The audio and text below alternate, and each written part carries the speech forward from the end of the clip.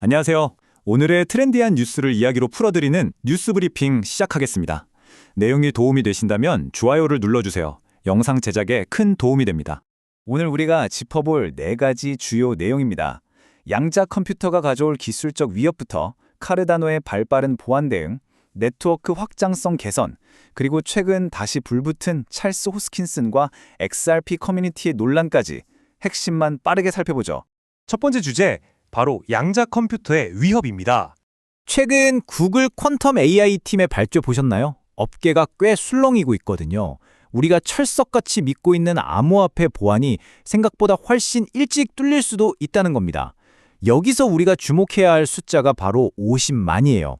비트코인 같은 주요 코인들이 사용하는 타원 곡선 암호화를 깨는데 큐비트 50만 개면 충분하다는 연구 결과가 나온 거죠. 예전 전문가들이 예상했던 방어선보다 훨씬 적은 규모잖아요. 물론 내일 당장 이런 양자 컴퓨터가 뚝딱 만들어지는 건 아니지만 거대한 위협이 우리 턱 밑까지 다가왔다는 건 부인할 수 없는 사실입니다. 그럼 도대체 시간이 얼마나 남은 걸까요? 타임라인을 한번 보시죠. 다수의 분석가들은 2029년을 데드라인, 즉 방어력을 무조건 갖춰야 할 마지노선으로 보고 있습니다. 카르다노의 창립자 찰스 호스킨스는 여기서 한술 더 떴어요. 2033년 이전에 블록체인 보안에 완전히 무력화할 상용화 수준의 양자 컴퓨터가 등장할 확률이 절반이 넘는다고 경고했죠. 시간이 참 촉박하죠? 그래서 카르다노는 지금 비전 2026이라는 제안을 통해 서둘러 선제적인 방어막을 치고 있는 겁니다. 이어서 두 번째 주제, 카르다노의 보안 대응입니다. 카르다노의 개발사인 인풋 아웃풋은 이 위협을 먼 훗날의 SF 영화가 아니라 지금 당장 해결해야 할 현실적인 과제로 보고 있습니다. 여기서 카르다노가 핵심 무기로 꺼내든 게 바로 격자 기반 암호화인데요. 용어가 조금 낯설죠? 쉽게 말해서 미국 국립표준기술연구소, 즉 니스트의 깐깐한 기준을 통과한 차세대 양자 내성 암호화 방식입니다. 앞으로 등장할 초강력 양자 컴퓨터의 공격으로부터 지갑과 거래 기록을 아주 단단하게 지켜내겠다는 확실한 생존 전략인 거죠. 이 비전 2026 제안 속을 들여다보면 스케일이 장난이 아닙니다. 그냥 말로만 방어합시다 하고 끝나는 게 아니거든요. 무려 15개의 개발 프로그램을 6개 클러스터로 딱 나눠서 아주 정밀하게 진행 중입니다. 여기서 쏟아져 나오는 32개의 연구 결과물을 바탕으로 궁극적으로 5개의 핵심 개선 제안, CIP를 실제 블록체인에 바로 적용하겠다는 겁니다. 학술적인 기초 연구를 실제 방패로 만들어내는 아주 치밀하고 체계적인 과정인 셈이죠. 세 번째 주제, 네트워크 확장성 강화입니다. 카르다노의 로드맵을 가만히 보면요, 단순히 수비만 하는 게 아닙니다. 양자 보안을 챙기면서 동시에 네트워크 속도와 효율성까지 확 끌어올리려고 하거든요. 레이오스나 페라스 같은 합의 알고리즘을 개선해서 네트워크의 기초 체력을 키우는 건 기본이고요. 앞으로 폭발적으로 늘어날 거래량을 시원하게 감당하기 위해 영지식 기반의 레이어2 확장성이랑 GK 롤업 기술까지 도입할 예정입니다.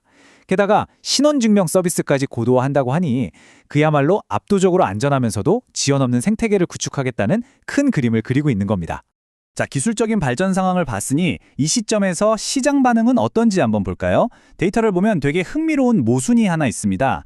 지난 9개월 동안 ADA 코인 가격은 약 71%나 빠졌고요. 디파이 생태계 예치금은 80%가 증발했어요. 수치만 보면 꽤나 우울하죠. 그런데 반전은 공급량 분포에 있습니다. 소위 고래라고 불리는 거액 투자자들이 현재 전체 ADA 물량의 67%를 장악하고 있어요.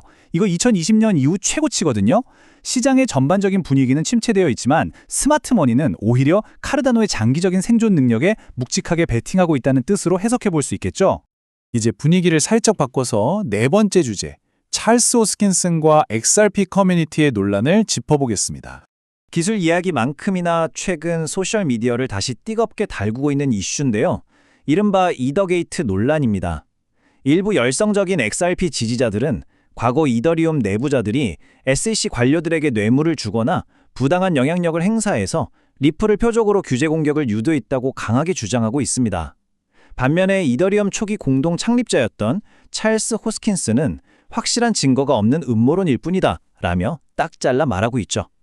당시 SEC의 조치가 무능했을 뿐이지 이더리움 측이 뒤에서 조종한 건 아니라는 게 호스킨슨의 굳건한 입장입니다. 당시 호스킨슨이 직접 남긴 워딩을 보면 그의 깊은 답답함이 고스란히 묻어납니다. 나는 2014년에 이더리움에서 쫓겨났고 걔네들은 12년 동안 나를 끊임없이 욕했다. 근데 내가 몇 년 뒤에 그들과 짜고 XRP 공독을 도왔다고? 이렇게 반문하거든요. 음모론 자체가 비논리적이라는 거죠. 사실 올해 초만 해도 호스킨슨이 리플 CEO 브래드 갈링하우스 등과 직접 대화를 나누면서 훈훈하게 마무리되나 싶었는데 최근 소셜미디어에서 다시 불이 붙은 걸 보면 커뮤니티 사이의 앙금이 여전히 꽤 깊게 남아있는 것 같습니다. 오늘 브리핑 어떠셨나요? 거대한 기술적 위협에 대한 선제적 대비부터 커뮤니티 내부의 뜨거운 논쟁까지 폭넓게 짚어봤는데요. 마지막으로 여러분께 이 도발적인 질문을 하나 던지고 싶습니다. 과연 블록체인 산업은 양자 컴퓨터가 상용화되어 돌이킬 수 없는 혼란이 닥치기 전에 오늘 본 카르다노의 사례처럼 완벽한 방어 태세로 무사히 전환할 수 있을까요? 이 질문에 대한 답이 결국 크립토 생태계의 미래를 가를 가장 핵심적인 관건이 될 것입니다. 오늘 준비한 뉴스 브리핑은 여기까지입니다. 내용이 유익하셨다면 잊지 마시고 구독과 좋아요 꼭 눌러주세요. 영상 제작에 큰 힘이 됩니다. 끝까지 시청해주셔서 감사합니다.